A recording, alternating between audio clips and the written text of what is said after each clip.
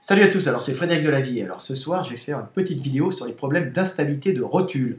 Alors je fais cette vidéo parce que j'ai eu consécutivement deux personnes qui souffrent de cette pathologie, de ce problème, qui font de la muscu et qui ont la rotule, hein, disons, qui ont une instabilité rotulienne, qui ont la rotule qui chasse, en général, elle chasse vers l'extérieur. Alors je vais expliquer un peu qu'est-ce que ce problème, quelles sont les causes de ce problème. Alors, multifactoriel, comme tout, il n'y a pas une chose particulière, il y a souvent un problème et qui a plusieurs causes. Hein.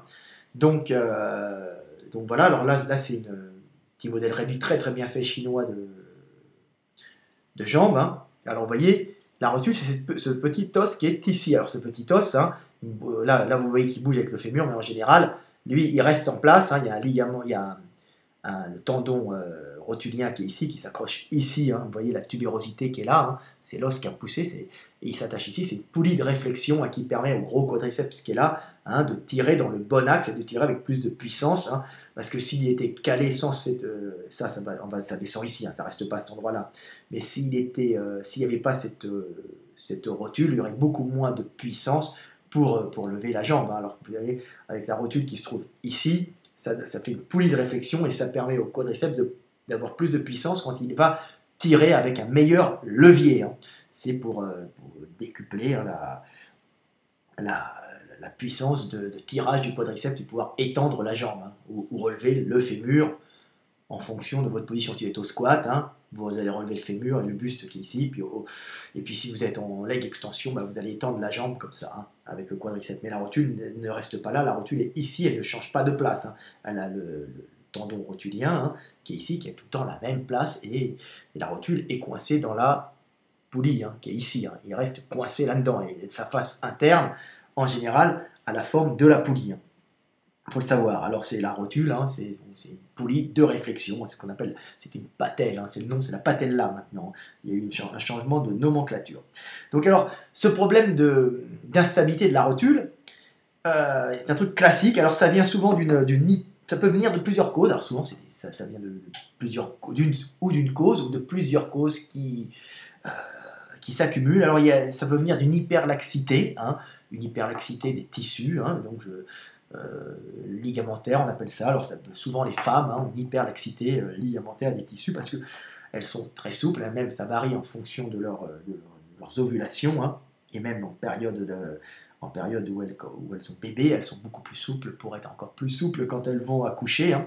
Donc la femme est d'office en général un peu plus souple parce qu'elle doit à un moment s'ouvrir pour laisser passer un petit hein, qui passera dans son bassin, donc même le bassin se déforme un peu, alors que chez l'homme il est beaucoup plus rigide, hein. Alors que la femme, hein, le bassin peut s'ouvrir, alors la femme en général est plus souple, et c'est hormonal, et donc ça joue sur tout le corps. Alors il y a cette hyperlaxité ligamentaire musculaire, c'est une hyperlaxité générale qui fait que la femme a un peu moins de tonus, mais elle a un peu moins de tonus pour laisser passer un petit. Donc elle peut avoir cette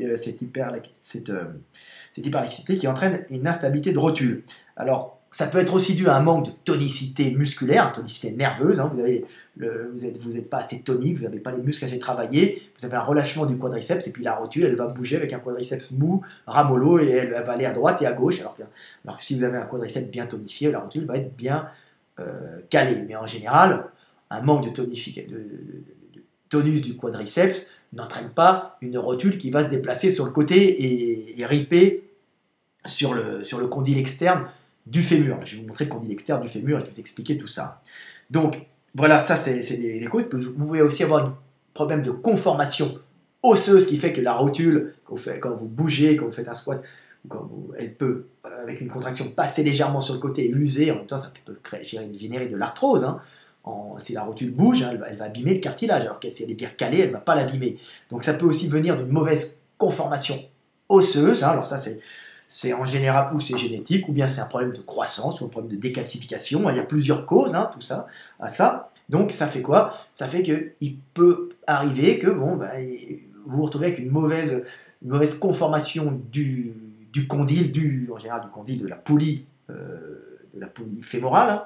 Ça c'est une poulie, hein, vous voyez, hein, c'est la forme de la poulie. On dit tout le temps qu'il y a le nombre d'or, hein, c'est la spirale. Hein, si on regarde bien, ça fait une très belle spirale. Hein, réel, hein. Hop.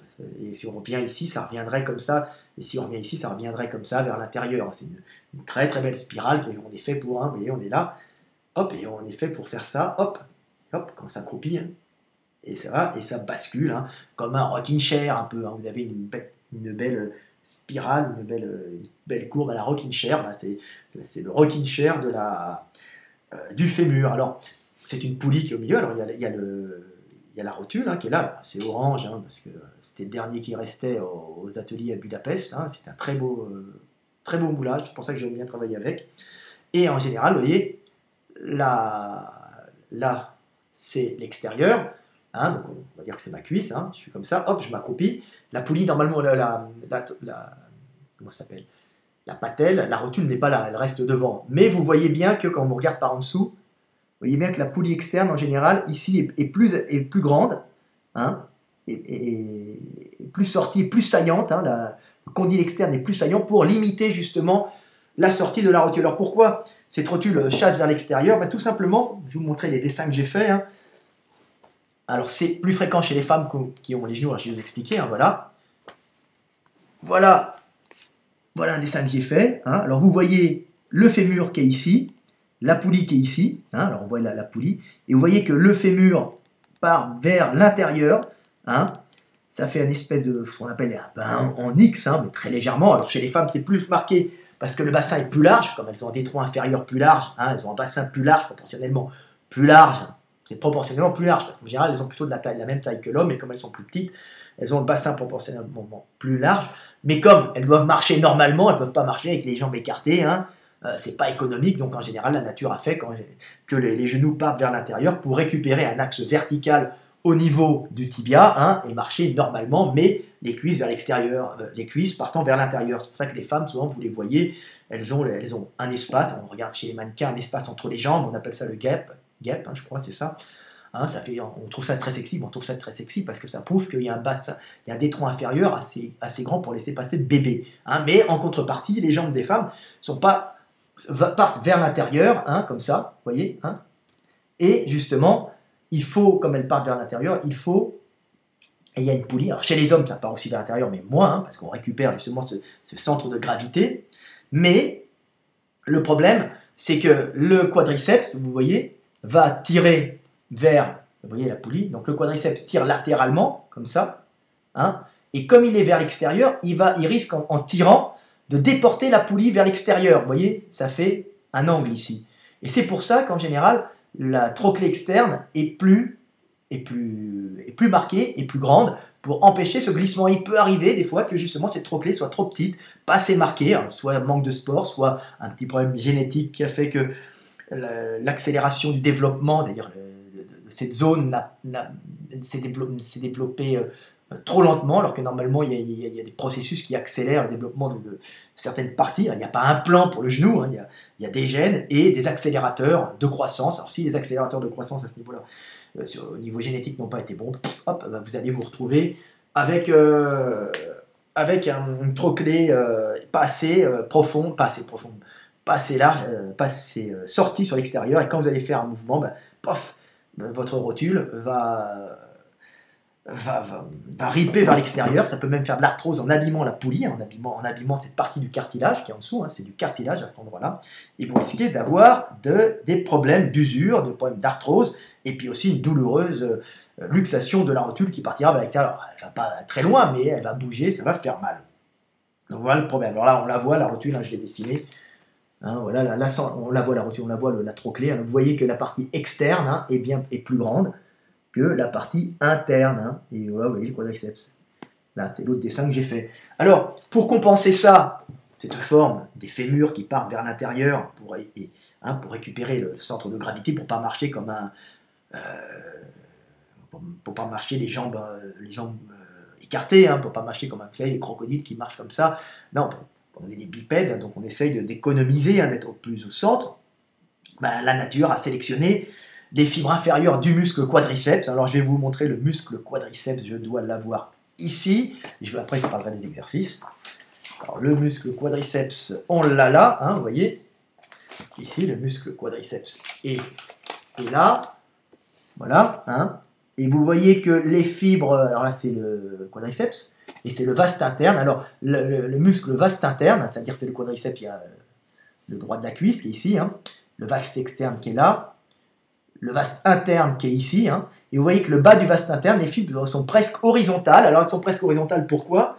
Alors il y a aussi un vaste profond, hein, le vaste intermédiaire qui est plus profond, mais tout ça ce sont des vues de l'esprit. Alors pourquoi les fibres du vaste interne, hein, l'intérieur de la cuisse, sont presque horizontales? Parce que justement elles vont tirer sur la rotule vers l'intérieur pour éviter leur déflexion lors des mouvements, d'avoir votre rotule qui va partir vers l'extérieur. Ouais, comme quoi la nature est bien faite. Hein, elle compense ces fémurs qui partent légèrement vers l'intérieur et ce tirage avec ce changement de direction avec le ligament rotulien, et le ligament rotulien qui serait horizontal. Et ensuite, vous avez, ça, on est comme ça, hein, on est à peu près comme ça, légèrement de travers, vous voyez, le ligament patellaire, le tendon rotulien est presque vertical, hein, et le quadriceps est tendance à partir sur le côté, donc tirerait la rotule vers l'extérieur. Donc pour compenser, il y a un vaste interne, le vaste interne du quadriceps, dont les fibres inférieures sont horizontales pour retirer la rotule dans l'autre sens. Alors là, vous avez la clé de la solution pour essayer de remédier à cette pathologie, hein, qui est plurifactorielle, comme je viens de vous l'expliquer. Hein. Alors je vous remonte un peu le petit schéma pour que vous le voyez bien que j'ai fait, hein, le joli petit schéma qui est ici. Hein, on voit bien que les fibres inférieures, ça c'est le vaste interne, les fibres inférieures du vaste interne sont presque horizontales pour retirer la rotule vers l'intérieur. Alors justement, bon, là c'est la solution. Hein, la solution c'est de tonifier, de travailler intensément ce vaste interne pour éviter pour éviter cette translation, pour éviter que la rotule parte vers l'extérieur. Alors, je vais vous montrer les mouvements, c'est des mouvements très simples à faire. Hein. Alors, hop, attendez, je vais chercher des trucs à dire, c'est à peu près tout. Alors, je vais vous montrer les mouvements qui sont à faire, qui sont très simples. Alors, tout d'abord, il y a le leg extension. Hein. Leg extension, c'est quand vous êtes assis, vous savez, cette machine dans les salles de gym où vous êtes assis sur un banc et vous étendez les jambes. Alors, je vous montre un peu, je dois l'avoir mis quelque part pour vous servir. Voilà, alors ça c'est pareil, c'est un dessin que j'ai fait. Alors voilà, le leg extension, c'est ça. Hein. Vous êtes assis, hein. Alors, vous voyez le petit mouvement qui est ici, hein, d'après mon livre, qui est des mouvements de musculation, si vous le voulez. Hein. Best-seller mondial. Hein. Plus de 2 millions d'exemplaires, 2,5 millions maintenant, un truc comme ça, je ne calcule même plus. Donc, vous voyez, ici, leg extension, hein, ça permet de travailler le vaste interne qui est ici, qui va retirer vous voyez, c'est assez horizontal, qui va retirer la rotule vers l'intérieur pour éviter pour éviter justement cette instabilité rotulienne, pour éviter que cette rotule parte vers l'extérieur. Donc, ça, on peut faire ça. Alors, certaines personnes vont dire, oui, mais moi, j'ai vraiment une instabilité, ça frotte beaucoup, ça bouge beaucoup. Alors là, qu'est-ce que je vais conseiller? Je vais conseiller de faire de l'isométrique, du statique. Donc, vous montez avec des charges pas trop lourdes, et puis vous maintenez la position comme ça, horizontale. Hein. Ne faites pas forcément des mouvements, mais déjà, pour tonifier le vaste interne, c'est bien. Et travaillez plutôt avec, en général, les pieds légèrement vers l'intérieur, les genoux légèrement vers l'intérieur. Vous essayez de vous mettre légèrement en rotation interne des genoux, rotation interne des pieds, hein, vers l'intérieur quand vous maintenez ce mouvement ou quand vous faites vos élévations. Alors, ne forcez pas, parce qu'il ne faut pas être dans un mouvement antiphysiologique, mais en général, pour localiser un peu sur le vaste interne, on va mettre les pieds plus vers l'intérieur et puis essayer de resserrer les genoux. Hein, quand vous faites le mouvement, alors, ou vous travaillez léger en série longue, hein, si vous n'avez pas trop mal, vous pouvez augmenter la charge, ou si vous avez vraiment une instabilité qui fait que ça bouge beaucoup, vous faites du statique, hein, de l'isométrique, hein, ce qu'on appelle du gainage. Donc vous maintenez, hein, vous êtes assis, et puis vous maintenez cette position, hop, comme ça, hop, vous maintenez avec un faible poids, ça permet de tonifier en mettant légèrement les pieds vers l'intérieur. Alors ça, c'était, je sais que j'avais rencontré Papin qui était très sympa sur un salon, lui qui avait eu des problèmes, qui me disait qu'on lui avait dit de faire ça. Alors lui, c'était pour un autre problème, c'est pour le ligament croisé, mais il avait quand même eu un problème de genou grave, et au début, il fallait tonifier tout l'ensemble sans faire beaucoup de mobilité. Donc, c'est des pros qui valent des millions. Donc, à l'époque, il était très gentil, il m'avait parlé de Papin, c'est le footballeur qui faisait des pubs pour Gillette à un moment. C'était de mon temps, maintenant il y en a d'autres.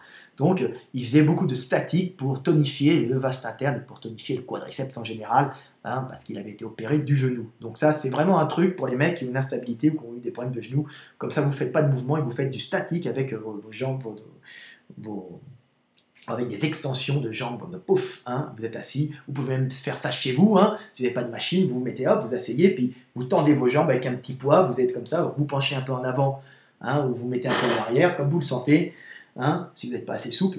Donc vous regardez, vous faites ça. Alors ça, c'est très bon, ça permet de tonifier. Alors pour les gens qui ont une petite instabilité, mais qui veulent continuer à faire de la musculation, qui veulent renforcer ce vaste interne qui est très important, ben on peut faire du hack squat. Alors le hack squat, c'est ce mouvement, hein, vous voyez, c'est hack squat, hein, je crois que ça vient de l'américain, c'est parce que ça ressemble au truc pour les animaux, on appelle ça un hack, je sais pas quoi, pour les animaux de trait, hein, c'est comme le joug, hein, pour les bœufs, hein, donc c'est pour les chevaux, je crois. Donc voilà, c'est ce mouvement, hein, voilà, c'est une presse verticale, hein.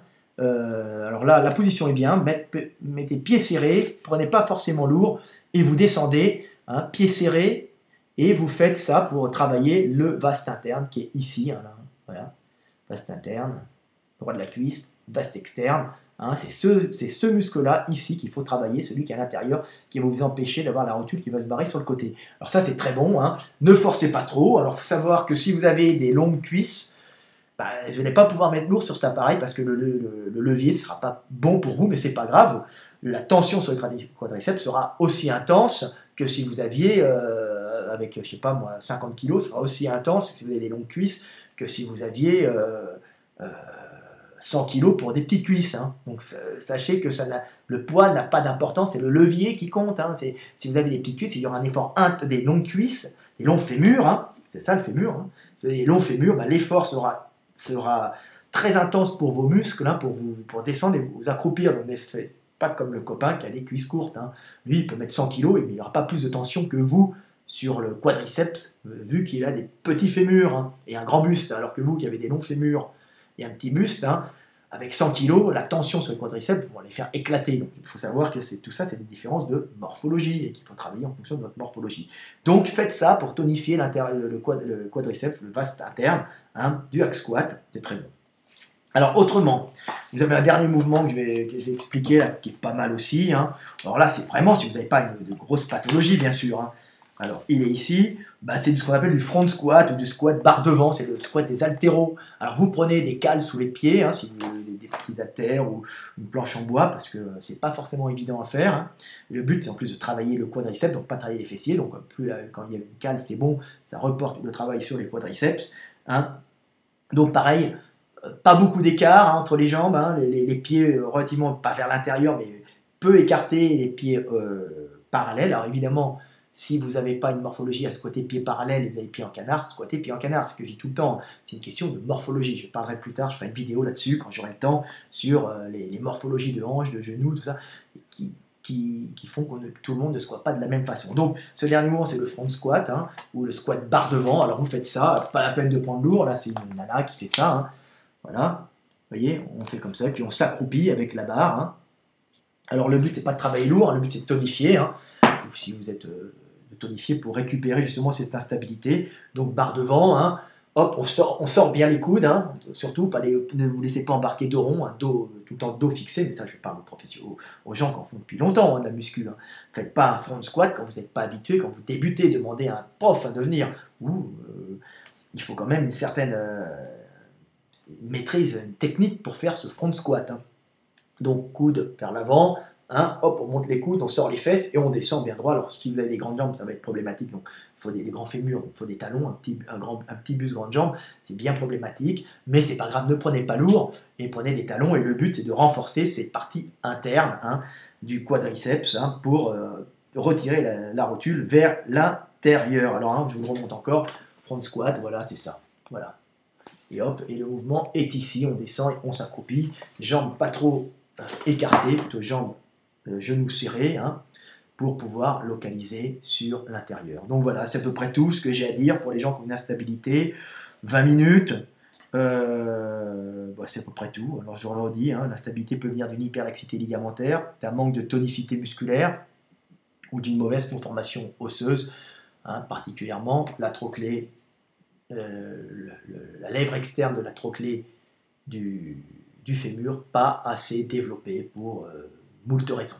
Voilà, c'était Fred Delavier. J'espère que ça va vous aider et que ça va régler tous ces problèmes. Hein. Et puis surtout, quand un mouvement vous fait mal, le faites pas ou changez l'angle. Hein. C'est la base, n'essayez pas de faire comme le voisin. C'est ce que je dis tout le temps, on n'est pas tous conformés pour faire certains mouvements de la même façon, même pour les faire. Hein. Donc voilà, c'était Fred Delavier. À bientôt, bonne soirée ou bonne journée. Pour moi, c'est le soir. Salut!